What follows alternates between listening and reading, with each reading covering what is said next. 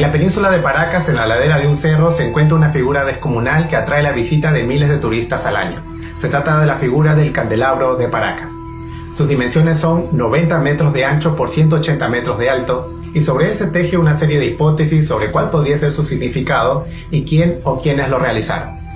El registro escrito más antiguo que hace mención de lo que hoy se conoce como el candelabro lo encontramos en la guía de navegación titulada Derrotero de la Costa del Perú, escrito por Aurelio García y García, publicado en 1863.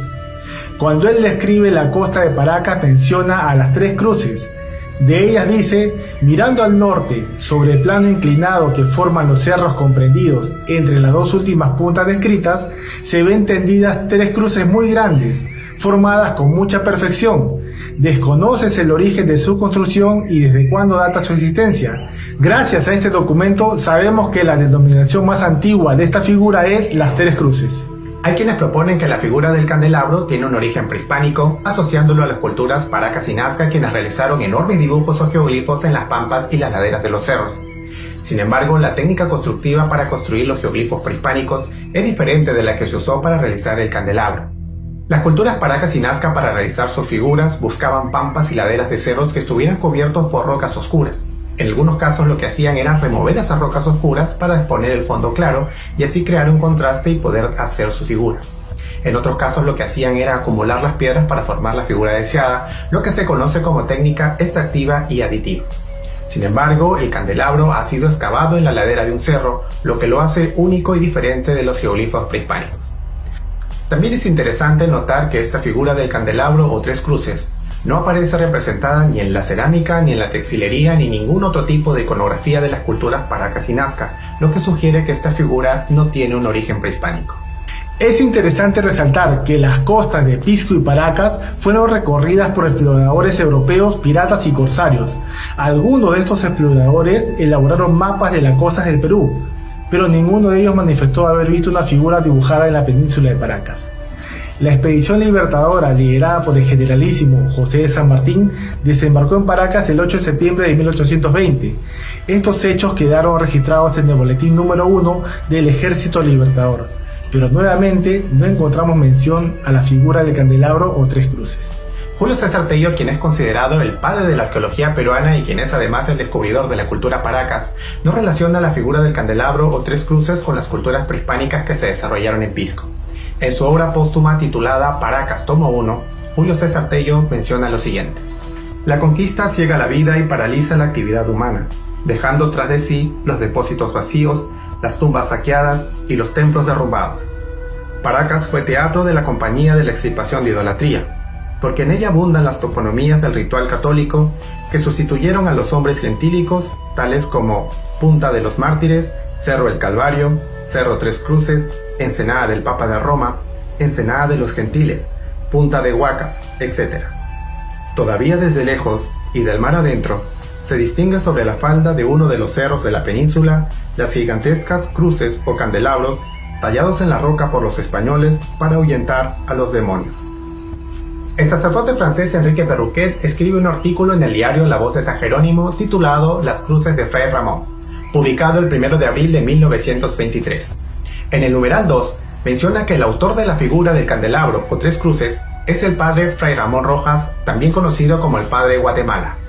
En su artículo leemos lo siguiente: otro testimonio no menos elocuente de la devoción del Padre Rojas a la cruz lo tenemos en un lugar ya más cercano a Ica.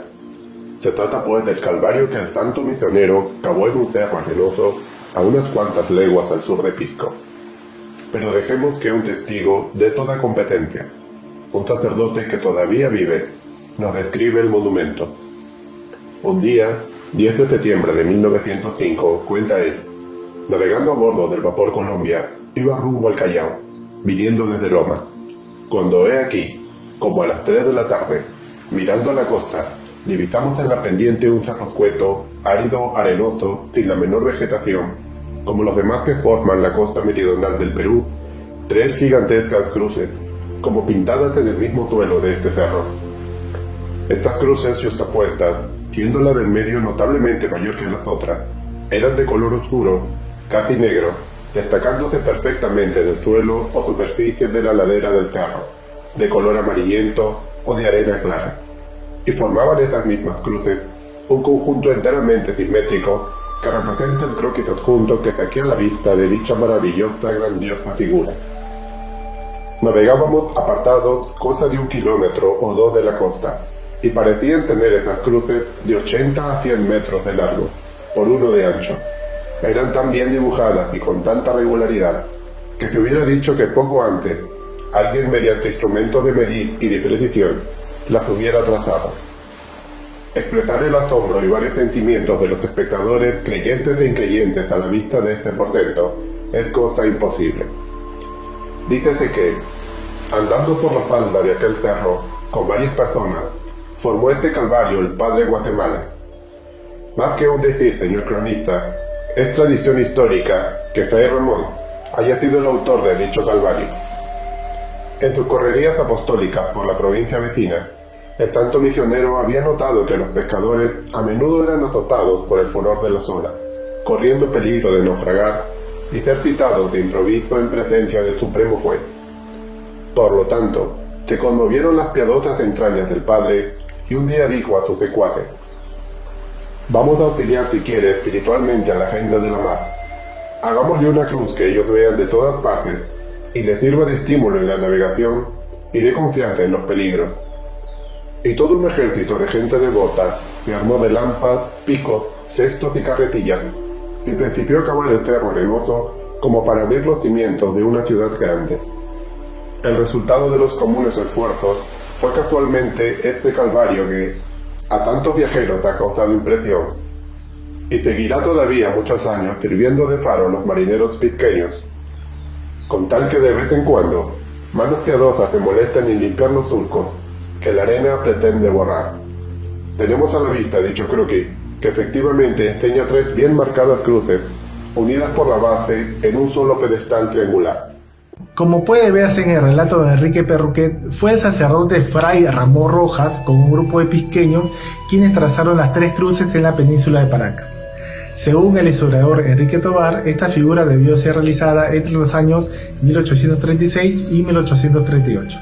¿Qué representa la figura de las 3 cruces? La clave para entender lo que representa esta figura la encontramos en el mismo relato de Enrique Perruquet. Él menciona que el padre Fray Ramón Rojas con algunos pisqueños fueron los que dibujaron este calvario. En la teología del cristianismo, el calvario, también conocido como el Gólgota, es el lugar en el que los romanos crucificaron en 3 cruces a Cristo y 2 malhechores. Por lo tanto, la figura de las 3 cruces vendría a ser la representación de ese momento histórico.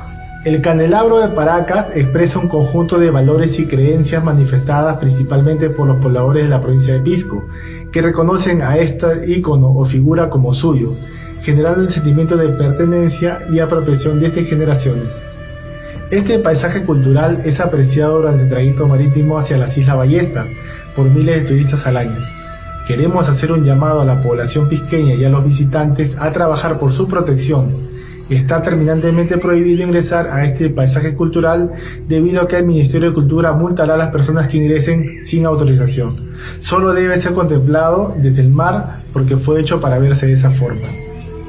De parte de la Municipalidad Provincial de Pisco queremos agradecer a la NEA Región Ica por el apoyo en la realización de este video. Esperamos que este material audiovisual haya sido de su agrado. Próximamente estaremos subiendo más videos con otros temas arqueológicos históricos de nuestra provincia de Pisco.